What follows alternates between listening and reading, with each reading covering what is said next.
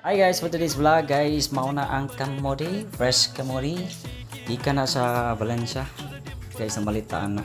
So ang plano na to dito is dili tata mamalit og mga salagon, pero walay nahimo kay na kuan man ko na yung murag nadani ko ba sa kapresko sa mga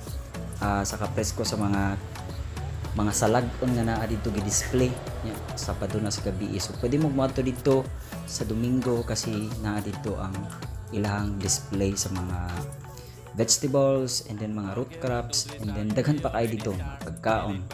So pwede mo mag-enjoy, pwede dalon ta tibok yung pamilya dito. So kana nindot jud kay na dito. As in makapili jud ka. Ganahan ka mo pili og mais pa na ra gyud akong gipili kay 30 per kilo ra gyud na. So nipalit ko og 2 ka kilo. So daghan na gyud kaayo siya, and then nakanindot pagod ana niya kay baling tang isa kaayo ang kamuti. Makaingon jud ka nga fresh na fresh gyud siya kay tamis gyud kay na. Labi na kanang puti.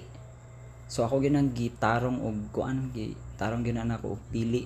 Wala ra pud ko niadto atong dagko kay og dagko kayo no, so gamay ra gud imong mapalit, so medyo bugat siya. So nipili ta diha sa mga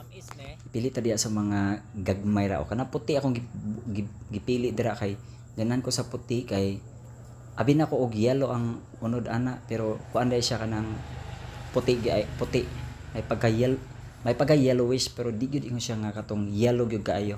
Kay last time nakapalit ko di ana, pero yellow gyud siya ang iyang ang sulod. Pero kana wala gyapon, so base sa akong pagluto kay nakaluto na jud ko kay nindot tamis gyud kaayo, lami kaayo siya, makaingon jud kag yummy. Okay, mo na siya, so ato na siyang ipatimbang. So mo na siya, so nikapina siya og 2 ka kilo. So make it 100 na lamang, ingon man to ang tindera nga ato na lamang ning 100. Mo na gipakapinan po siya. Thank you for watching.